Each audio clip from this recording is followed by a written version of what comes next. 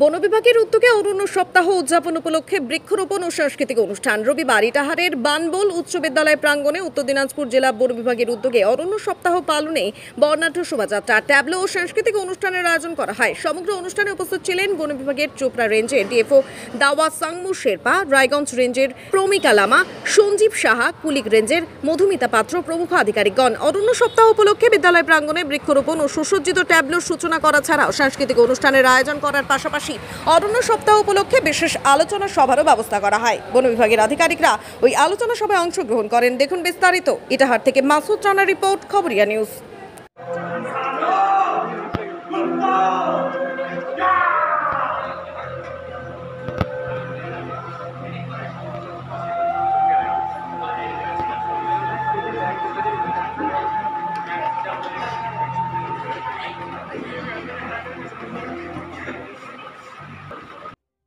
जब तुम्हें स्कूल में दिया था तो हम लोग खाएंगे, ठीक है? ठीक है बाबा।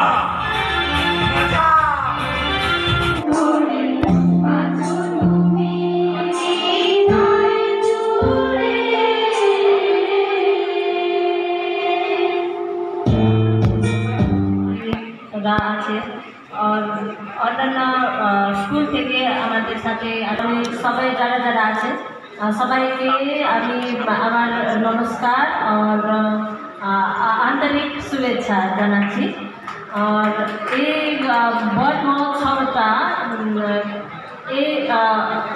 লাইক এভরি ইয়ার প্রতি বছরই সব গোটা রাজ্যেতে হয়, শুধু এখানে না, সব গোটা রাজ্যেতে all over the West Bengal হয়। আর এইটা 14 জুলাই থেকে 20 জুলাই পর্যন্ত হয় প্রতি বছর। আজকে যেটা গোটা রাজ্যে শুরু হয়েছে বন মহোৎসবটা, 2024 বন মহোৎসব আজকে 14 জুলাই থেকে 20 জুলাই পর্যন্ত এই অনুষ্ঠানটা চলবে, এই সেলিব্রেশনটা চলবে।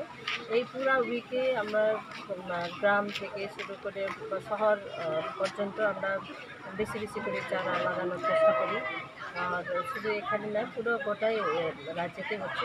আর এই ফরেস্ট ডিভিশনে, আমাদের রায়গঞ্জ ফরেস্ট ডিভিশনে আন্ডারে দুটো যেটা ডিস্ট্রিক্ট আছে, উত্তর দিনাজপুর ডিস্ট্রিক্ট, দক্ষিণ দিনাজপুর, দুটো ডিস্ট্রিক্টে এই পুরা সপ্তাহ আমরা বিভিন্ন স্কুল জায়গাগুলোতে, মেনলি স্কুল কলেজগুলো যেটা ফাঁকা জায়গা আমরা পাবো, ওখানে পুরো সমস্ত গাছগুলো লাগানো হবে। আর plus sit and draw competition বাচ্চাদের মধ্যে,